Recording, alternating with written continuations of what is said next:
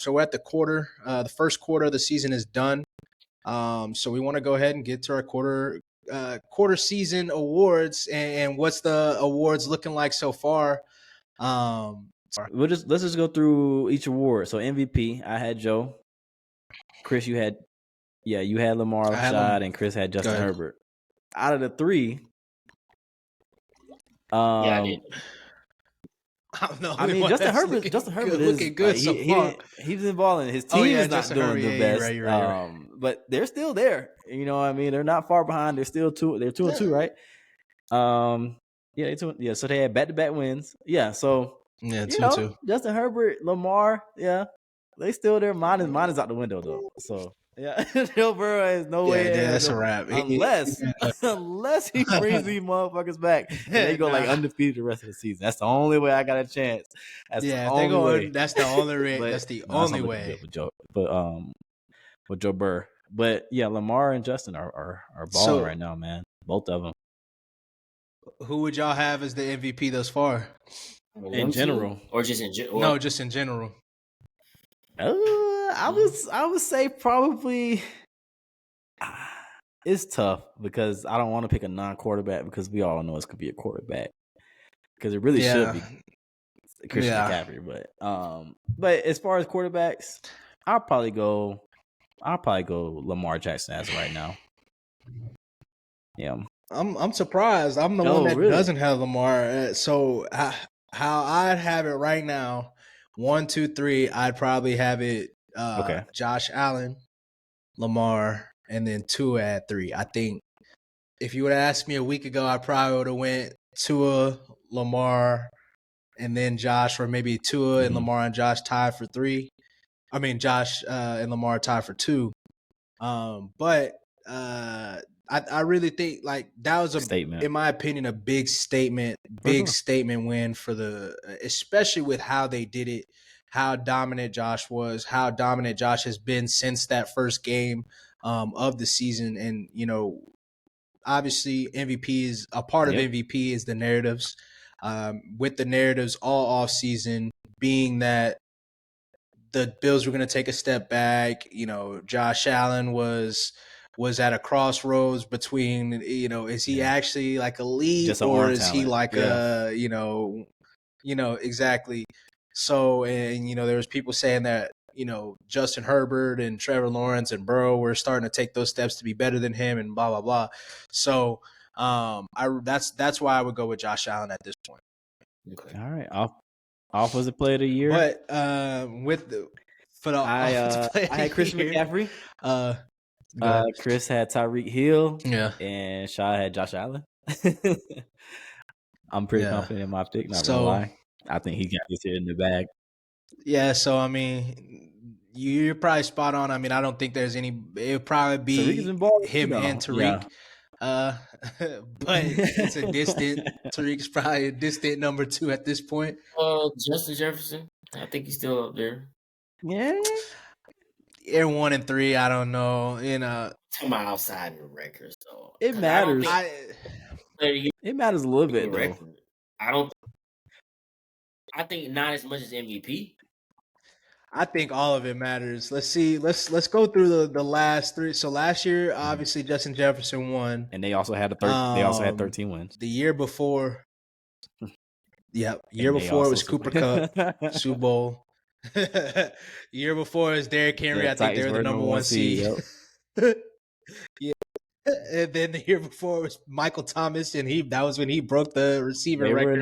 They were like the number 1 seed. Yeah, so it's basically Patrick Mahomes, Todd Gurley, Matt Ryan was MVP, Cam Newton was MVP, DeMarco Murray was when the Cowboys went like 14-2. Peyton Manning before MVP. Yeah, it's basically gonna be it's basically the best offensive player that's not a quarterback that's also on the best that has a good record. So because when I was thinking about it too, I wanted to Justin Jefferson was gonna be. I was gonna say probably between him and Tariq for number 2, but with them being 1 and 3, I'd have to go C-Mac. C-Mac's probably a shoo-in at this point. Yeah, which is unless he gets hurt.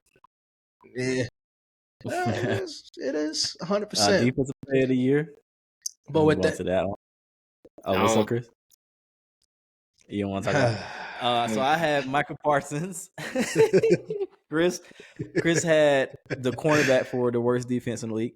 Pat Surtain and Shy had Jair, as he mentioned earlier. I like my Michael Parsons pick. I think there, of course, there's some other edge rushers like TJ and well, mainly TJ that would kind of rival him on that. But I Myles Garrett, but I think Micah has the media around him to where he can, if he stays healthy, because he's been hurt, and that's pretty important too. But I think Micah has that one too. So right now, I'd say I'd go with TJ Watt because TJ Watt has the sack production as well as the touchdown scoring on defense. One just had 6. Yeah, shit. Yeah, boy, Khalil Mack just had 6. But with that being said, with TJ Watt, I very much think it's like it's like right there, like because obviously Pittsburgh. It might be a game or two more before the ceiling kind of crashes down on them, because it does seem like the offense is starting to get a little bit more frustrated. Obviously, we saw a little bit about well, actually, I don't even know. We didn't speak too much about it, but I don't know if y'all seen the rumors about the Matt Canada burner Twitter page. So, Mike Tomlin came out and said after the game there was going to be a lot of changes. Today, he pretty much said that was all cap. But, there might be some changes in the near future. So, I'm going to go with TJ Watt for now, but Micah Parsons is very, very close. So, what about you, Chris? I mean, Jair and Pat's probably out for us. You said what? I said Jair and Pat are probably out for us. Yeah, I go with Michael Parsons, and it's more so like Cass said. It's just the aura of the media around it. It's just like their team and how dominant. He's doing good. It's like anytime their team is doing good, it's literally because of him. So yeah, I give it to him for Yeah, Michael Parsons is, I mean, he said this is what he wanted to do. He on that this track. Is what he was looking for. He wanted to get the defensive player of the year. Right now he's got four sacks. TJ Watt's got 6 and Myles Garrett's got 5.5. So that's probably your top 3 you're looking at so far. Top 3 right now. In any order that you want to put them in. So we'll see. We'll see how it goes in the next quarter. Offensive Rookie of the Year. So I had Bijan. Chris had Jahmyr Gibbs, and Shy had AR Anthony Richardson. So AR. So my 3, I would have it. So I'd have AR 2. He's tied. I'd have him tied with CJ Stroud. With CJ probably getting the a little bit more the edge because he's played in more games. Obviously, AR missed a game. Puka Doncic, he's got to be my offensive rookie of the year right now. Got the most receptions for any receiver in their first 5 games. If he sits out this game, he would still have that record. Obviously, he just had the big game winner. That was huge. Over my squad. So there's that recency bias there. You got to throw the Colts in there somehow. But in all seriousness, he's been, I mean, top 5 receiver in the league so far as an unknown rookie. That he wasn't somebody that was talked about in a pretty decent rookie receiver class as well. So I would have to go with Puka, obviously, and like I said, having the game winner, that's a big kind of, we've alluded to it a little bit. It's the narratives that a lot of times that go into the awards. He's in LA. Obviously, like I said, nobody expected that. And then having kind of like your quote unquote Heisman moment with having the game winning touchdown this week, I'd have to go with Puka. I can with that because I sure didn't see that coming. I did not. Yeah. So yeah, not at all. I would have Puka 1, CJ 2, and I would put Robinson 3. Yeah, I still got Bijan up there. I still got Bijan. And if I had to rank it right now, I'll have CJ as my number as the rookie of the year. And I think there's no really arguing that. Quarterback automatically gets you more, and then but yeah, Puka. Yeah. Bijan has been good. He's been everything is advertised throughout these first 4 games. Of course, the offense isn't scoring as much, so he hasn't had many opportunities to get in the end zone. We haven't been moving the ball, but he's had 2 games already over 100 yards, or 3 games over 100 yards all purpose total. Yeah, total. Yeah, he's been balling. He has some highlights, which is huge. We saw one. He's tied for 3rd in the league in rushing yards right now. He's been up there, man. He's been everything is advertised. I'm excited to see him continue playing throughout the season. But yeah, Puka, man, did not see this coming. I'm interested to see. Leads the league in receptions. Talked about this. Second in the league. Does this, first off, one, does it change when Cooper comes back? How much does it change? It will change, but how much will it change when Cooper comes back? And 2, how much does this say about Cooper Kupp as far as his, I don't want to say legacy, but his the way people view him? If Puka is able to come in and do your exact job the same way that you've done it for the last few years because of Matt Stafford and the way the offense is set up, I would say that it probably doesn't hinder that too much because he's Super Bowl champion. So. Cooper has been he was a Super Bowl MVP. Yeah. Number 1 Super Bowl MVP. He was also a Triple Crown winner, and on top of that, he was doing this. He was doing the same stuff before Matt Stafford with Jared Goff. Because Puka's on that track to be a Triple Crown. If he gets a few more touchdowns, he's on track to do that. I was just about to say with the touchdowns, but he's on that track, and it's like the offense and that quarterback. But I mean, at the end of the day, like in the early, like when they first, when Robert Woods first got there, and it was Cooper Kupp and Robert Woods. I mean, they was both hitting 1,200 yards a season. So I mean, it's not like they can't, they can definitely coexist in that offense. And I mean, I'm excited to see. We might get to see it this week with Cooper Kupp. He got designated to return from the IR today, and they opened up the practice window for him. So they've got 3 weeks to kind of decide. So they said it sounded as bad as basically everything's sounding like, it's either going to be a this week or next week. I'll probably bring it back next week. So if I was with Chris, but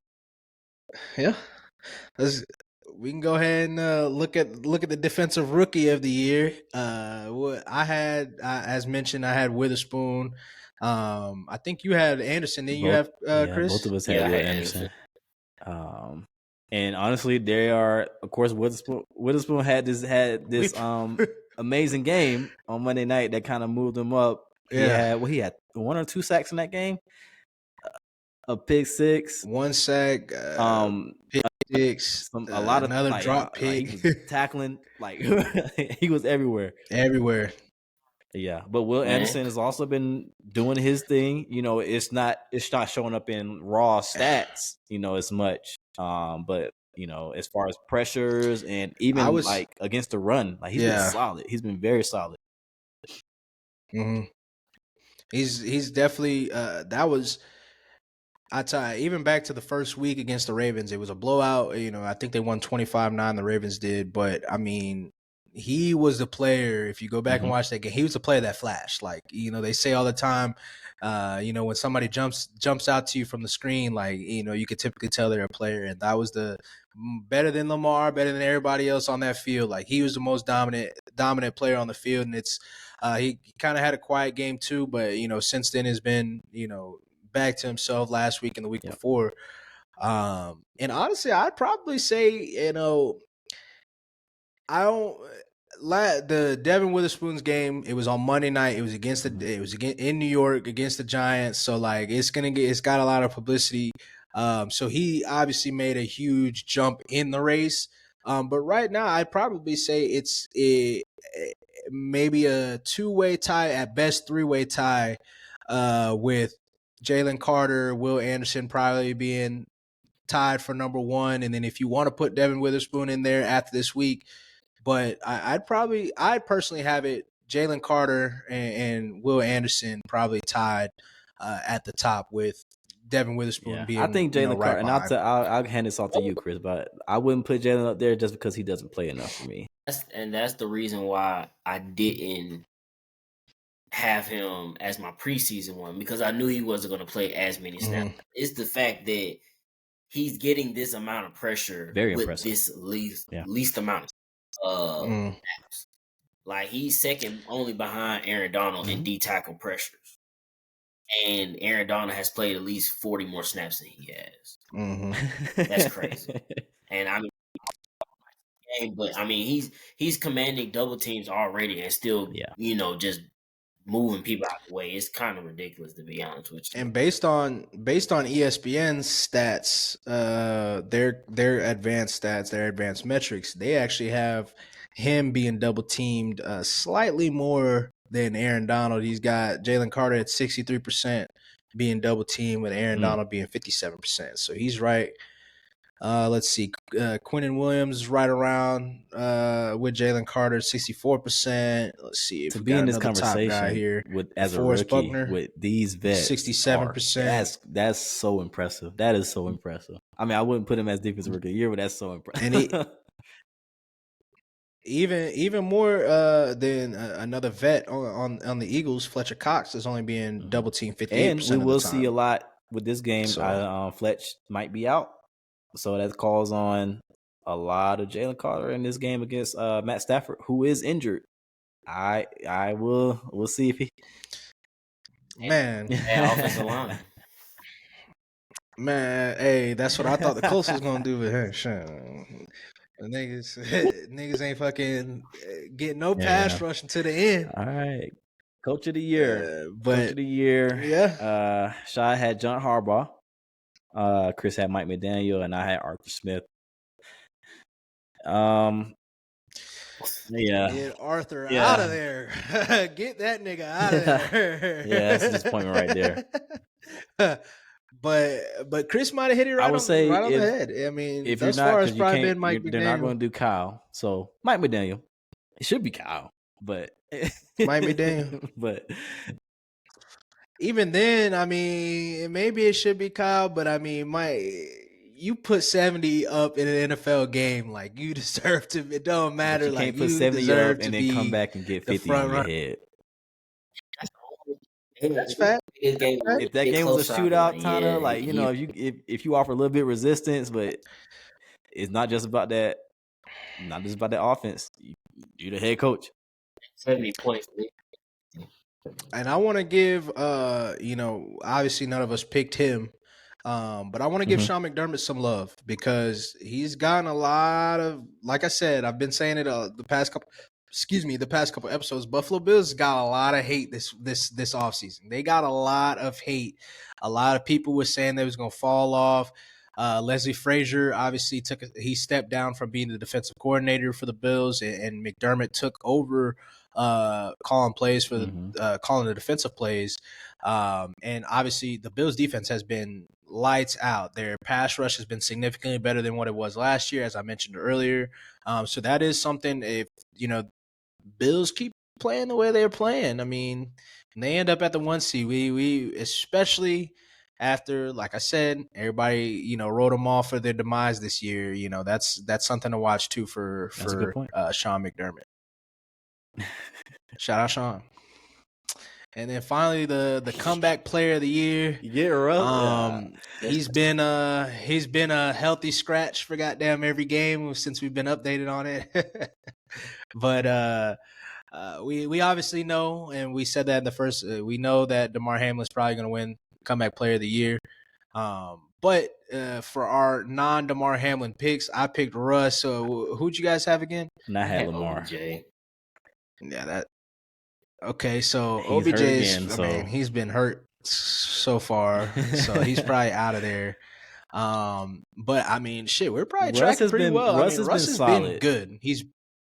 But it's not resulting to what the main quarterback stat is, wins, which is wins. Honestly, what I mean. So that's why I don't think Russ has much of a chance if this continues for the Broncos. My Lamar one is looking pretty good, but I don't know if he'll win actually that. He's in a different conversation for other rewards. So, but yeah, like the Russ one. Russ has been solid though. I mean, he looked good. Of course, it's against the Bears defense. I mean, that whole game was just weird. But if the Broncos at this point were like 2-2, 3-1, we'd be hearing about Russ a lot more. Russ has been very good. Russ has been very good. Watching the games, he's been very good the past. He's not the issue at all. He's been accurate. Maybe there's some things that he could do to keep the tempo going, keep drives going a little bit longer. But I mean, he's still. I mean, he's back there creating. I mean, he's been under constant pressure as well. He's got a deep shot in every game, at least one or two. They're on it. Yep. Him and Marvin Mims have some type of good connection. I mean, he's been balling. And I mean, to put it plainly, he's been playing pretty well. If they had that same defense that they had last year, where they were like top 5 through the first half of the season, they'd be looking a lot better. But obviously, as Cass mentioned, the defense been super poo. Got 70 on their head. Ooh, cheap. So, pissed down their pants, pissed down your leg. But we'll definitely revisit these halfway through the season and see what it's looking like then. But halfway, we'll definitely have a clearer picture for sure. But with that being said, previewing to the next week, we went over a lot of big games this past week. Next week, got a few more big games, with the biggest game obviously being Jacksonville versus Buffalo. So we can kind of go ahead and go through our weekly pick'ems. Oh, you're right. I keep forgetting about it. Yeah, Dallas 49ers. Dallas 49ers. Everybody. That is the one. Why don't you give us all right, so rundown. Yeah, rundown. So give us our last week, out of the 6 games that we choose, I had 4 of them correct. Shy had 4 of them correct. And Chris had 1 correct. Chris picked Chicago to win, Miami to win, Cleveland to win, and New England and New Orleans. Yikes! Well, I'm gonna take that Cleveland. I didn't know Big Free was. Nah. Nah, you gotta hang on to it. I picked Cleveland too, and we just went down with the ship there. But yeah, so yeah, you definitely got some coming back to do, Chris, for sure. So all in all, Shad has on the season so far. Shad has 12 total correct. Chris has 9, and I came back a little bit, and I got 11. So yeah. Okay. I thought I did a lot worse than that. So I'm happy with that. You only got 1. You picked Chicago to win over Broncos. That didn't win. You picked Miami to win over Buffalo. That ain't happen.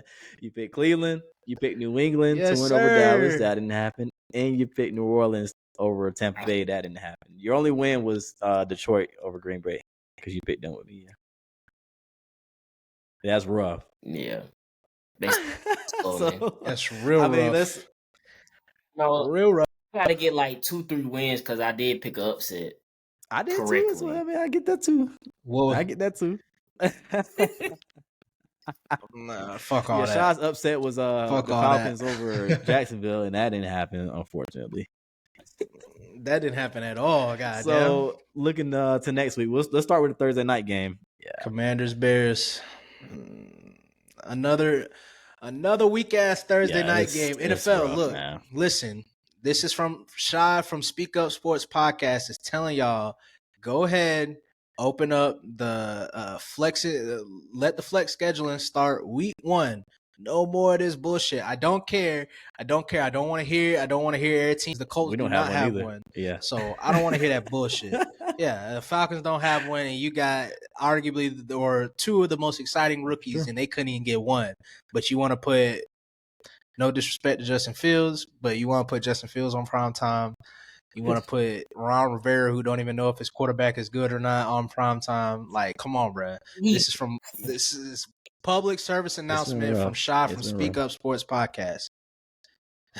But with that being said, I'm taking the Commanders. I have no faith in the Bears. I have no faith in Flus. I'm sorry. my guy from the Indy. But Justin Fields, he played better. Against the Broncos, he was fine. Last week it was against the Broncos.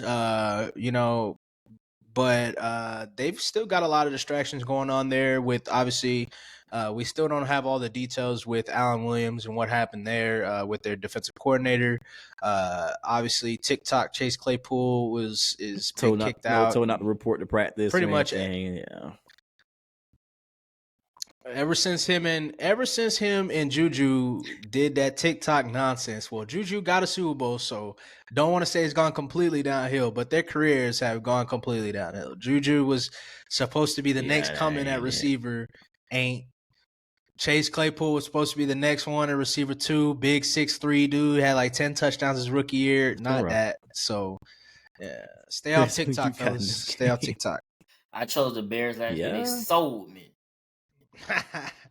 Yeah. So never again. It's tough to pick the Bears. I'm gonna go Washington. Y'all saw them. I don't know. I guess you could say rumors about, because the Bears are going after this game. They have a bye week, so they have a long way into their next game. And they're saying if they lose this game in a bad fashion, then Matt could be without a job going into this bye week, which is wild. But he has a terrible record. What is he? 3-16, 3 and whatever it is since he's taken over. It's no improvement. You're not seeing any kind of, and then with all the outside distractions going on with your coaching staff and how you're not developing your quarterback, how it needs to be developed, if he's even the quarterback of the future, you're like, and it's the time to do it. I mean, if you're gonna make a change, bring in a new coach. You're probably gonna have the 1 and 2 pick in the upcoming draft, which is a good setup for anybody coming in. So we'll see with that one, but I'm gonna pick Washington as well for this one. Only thing I will say about that is at this point, an in-season firing means that you're gonna have to fire basically a second defensive coordinator, because obviously Alan Williams is gone now and Flus is taking over the defensive play calling. So now you're down already one coach. You're going to be down a second coach or a head coach at that point. And that's when things start to get a little tricky. Like who's going to call plays defensively? Are you going to continue to have Luke Getsy as the offensive coordinator? I can see that being the change before Matt. Is them firing the OC. Let's do Jags Bills. That's the game in London. Technically an away game for Jacksonville, even though they've been in they've been in London for a couple weeks. Back-to-back weeks. And it's their home away from home. I think they've played the most games in London, more than a significant amount more than anybody else. So who you got? Jacksonville or Buffalo? Buffalo's about to wax that ass. Jacksonville is not good offense. Well, let me not say that, because they did just have a highly emotional game, division rival game.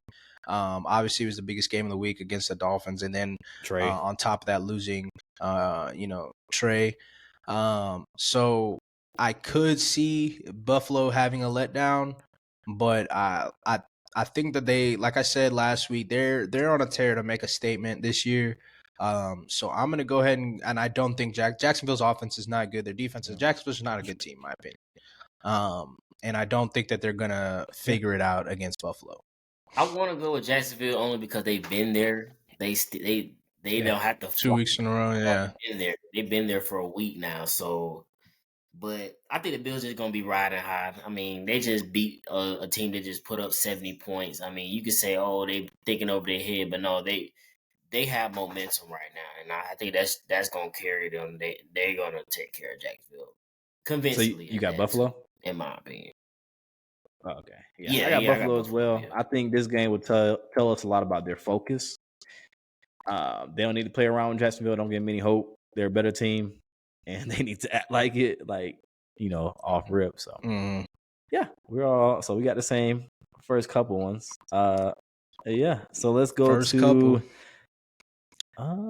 do the Eagles-Rams. Eagles-Rams game. Why is this even a pick? Because the Eagles trash, nigga. I already know you got the Eagles, Chris, so I'll put that down.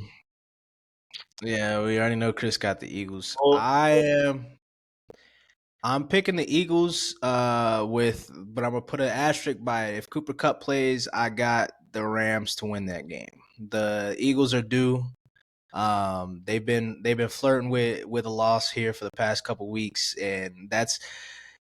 And you could say that some people have been chopping it up as maybe like a little bit of a Super Bowl hangover. Obviously, they have two coordinators starting, both OC and DC.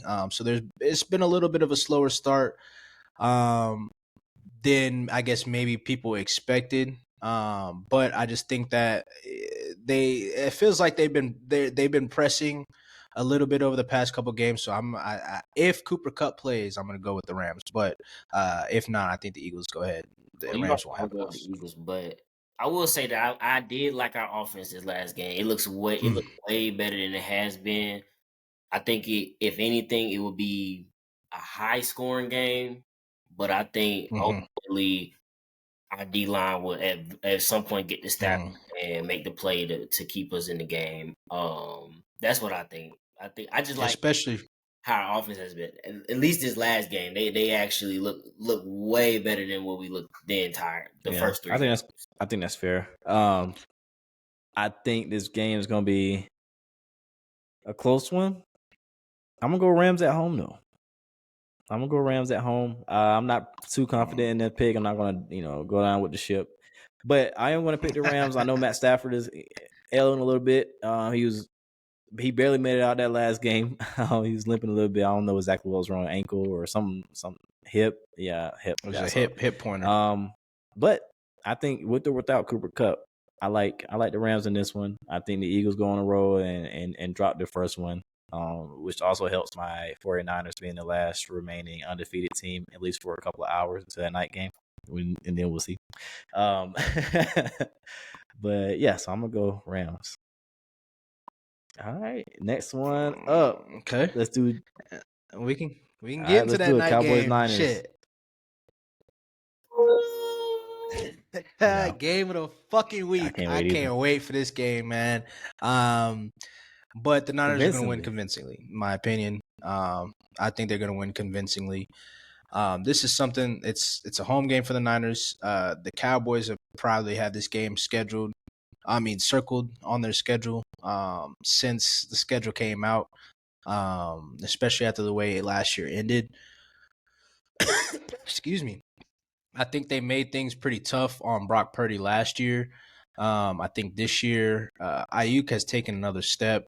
Obviously, Christian McCaffrey a full year within the system, and same with Brock Purdy. That full offseason knowing he's the guy. Obviously, they've been rolling so far.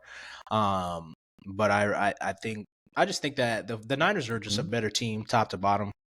And I think once again we're going to come out of this weekend with a lot of Dak through XYZ. Dak's going to throw at least one or two picks, in my opinion, this week, and we're going to have a lot of questions coming out of it this weekend.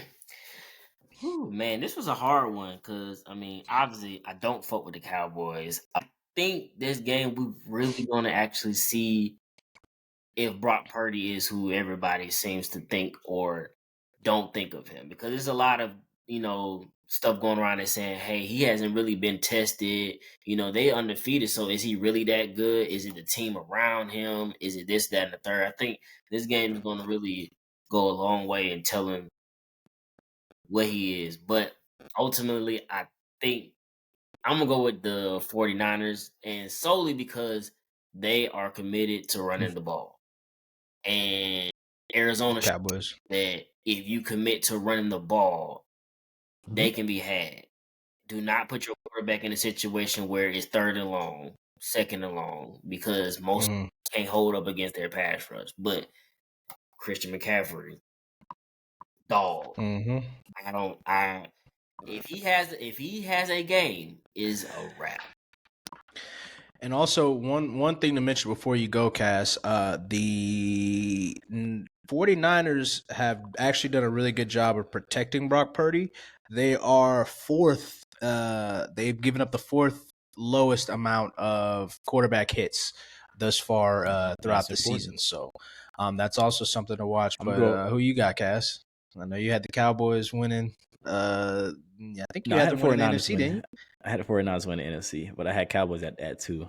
And okay. I think it'll shape up like that eventually. Well, shit, I don't know, maybe with Detroit coming in, but I got the 49ers in this one. I was gonna pick the Cowboys, honestly, because I think they need to win for themselves. Like, they need this win.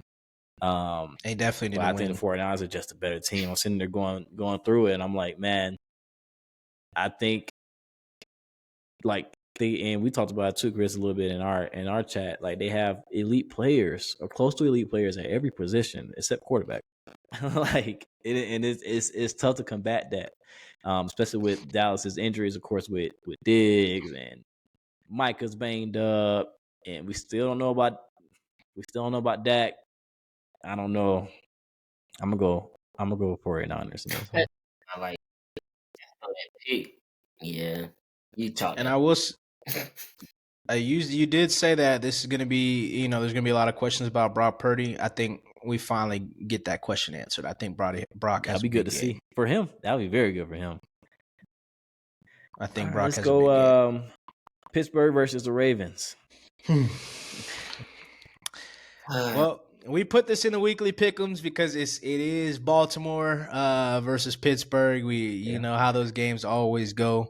For as long as we've basically been alive, really. But I'm rocking my coach of the year, my MVP. I'm rocking with Lamar. Still the same story. We've said it every single episode. Goddamn, the Steelers offense is butt booty cheeks. It's not getting better. They have no changes, and it's Kenny Pickett's even hurt now. We don't know if he's going to play. He says he's going to play, but the offense is not it. And I think Baltimore, it might be a close game to start off with, but similar to this Ravens game this week, I think Baltimore is going to end up taking off, and Lamar just keeps looking more and more comfortable in that behind that makeshift offensive line, and I think they end up taking the dub. I'm gonna go Baltimore as well. I just don't believe in what Pittsburgh got going on right now. I like the defense, but nothing else to like about the team, especially against a hot Ravens team right now. And then they got a couple of players coming back, Rashad Bateman and OBJ practice today. So they got reinforcements coming. I'm going to go Baltimore. Speak up, nigga. Man. I'm going to Steelers. No, I actually think this game could possibly play out just like how the Steelers played against the Browns. That defense is going to turn up. They're gonna make that. They're gonna make that play. That's the only way they can win. The only way they can win. Shit. They're gonna have to. Hey, CJ Stroud just shredded them though. But all right. This is not about their offense. I don't think their offense is gonna do shit. I just think it's gonna be a low scoring game, and somehow that defense is gonna come up with something. Something to add there is Steelers are probably going to bench Patrick Peterson, and Joey Porter Jr. will likely be making his first start this week. So that is something to watch as well. All right, and last game we'll talk about, or we'll preview and pick this week, Jets Broncos. So this is a game where kind of seasons are on the line for each team. If these teams go 1-4 out of this game, that's it. Completely ship that shit. You're done, and then changes will come from that. I can't wait to see how Zach Wilson responds to the game that he just had against a worse defense, and see if he kind of picks that up, and picks up some steam going into the season. If they can get to 2-3, that'll be, that'd be pretty good for him. And then on the flip side, Broncos. They go 1-4. I mean, they already released Gregory. They already are talking about shipping out one of the receivers, and Sean Payton trying to make all these changes.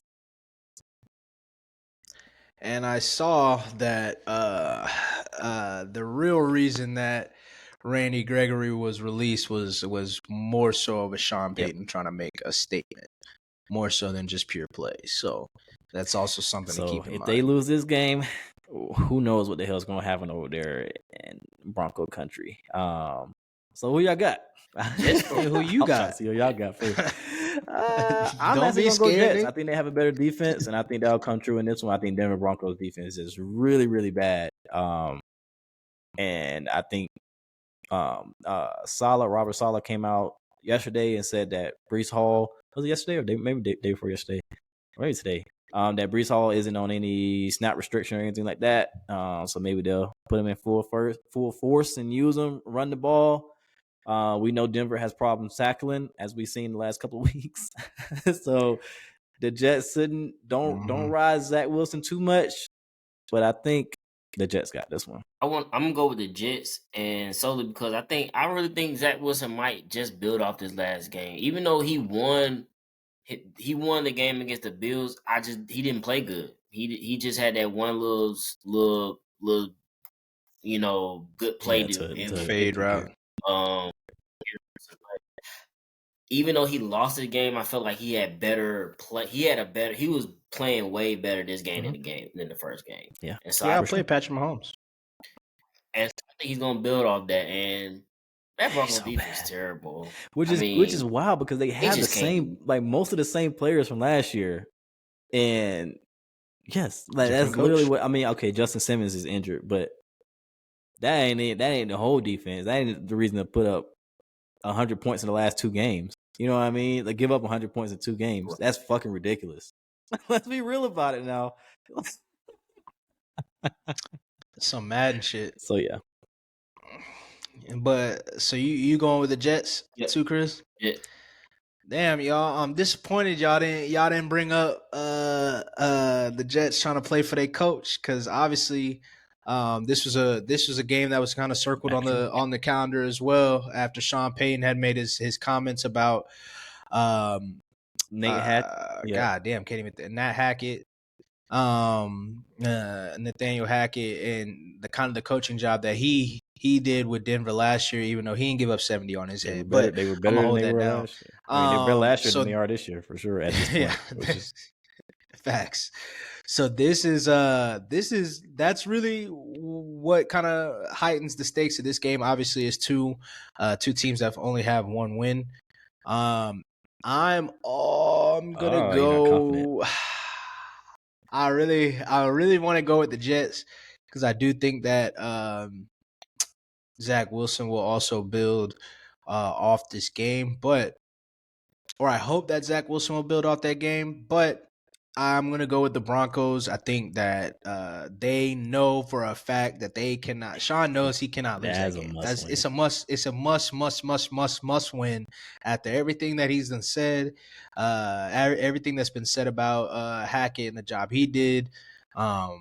He has to win this game. I also think Vance Joseph has to have a good performance against Zach Wilson, because if they end up losing this game, Zach Wilson ends up playing really well. I do not see that anyway if Vance Jefferson is back in that building next week.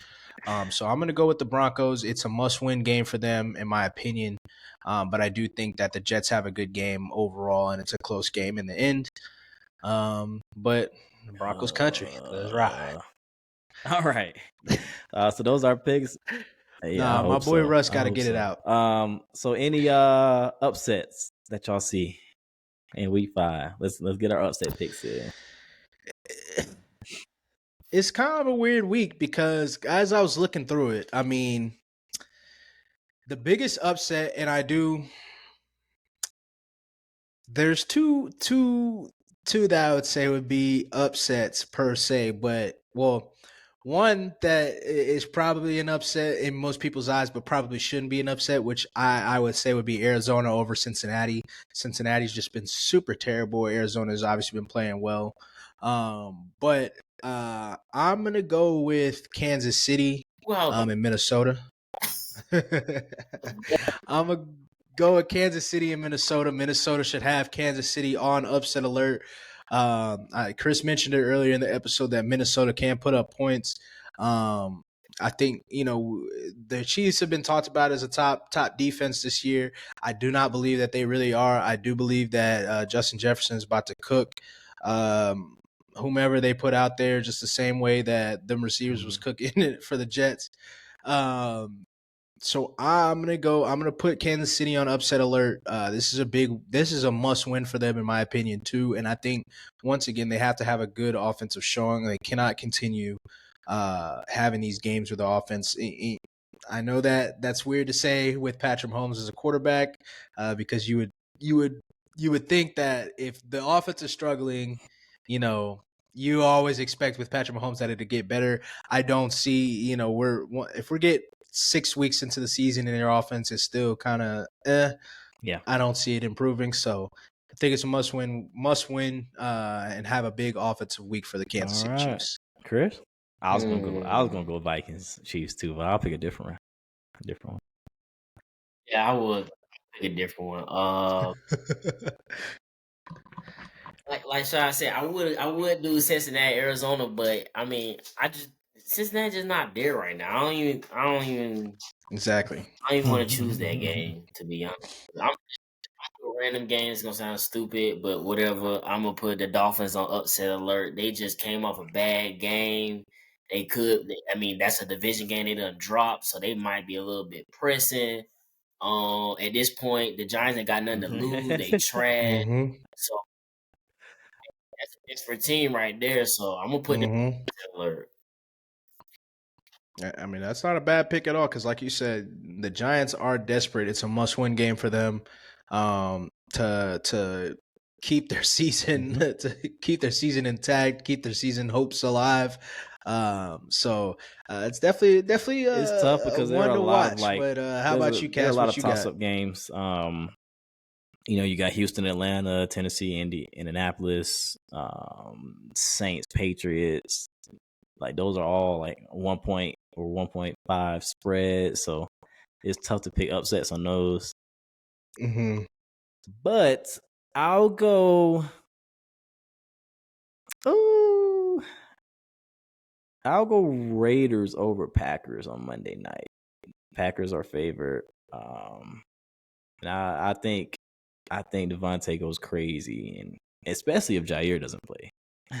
But I'll go Raiders over Packers on Monday night. Raiders are, yeah, really.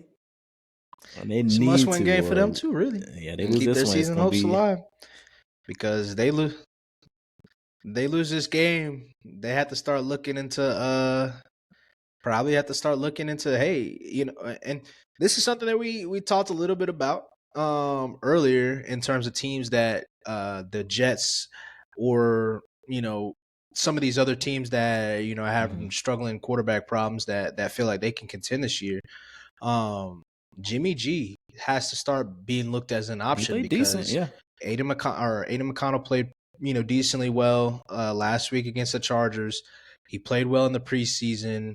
He played the bulk of the preseason. I did just see a report, and I didn't read too much into it, but I did just see a report that did say that Davante Adams is a big fan of Aiden and his potential. So that is something if they lose this game, to start watching. Put the ball in Aiden's hands the rest of the season. Why not?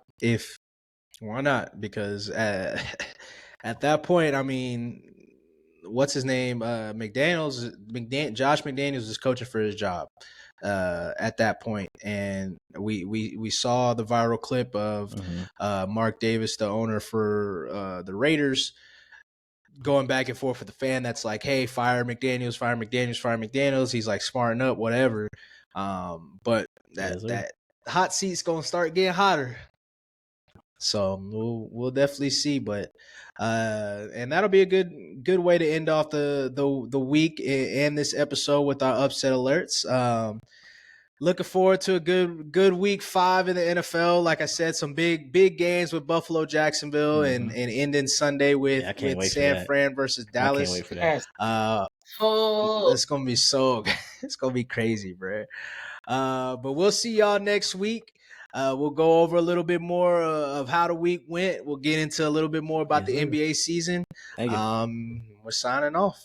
Catch y'all next week.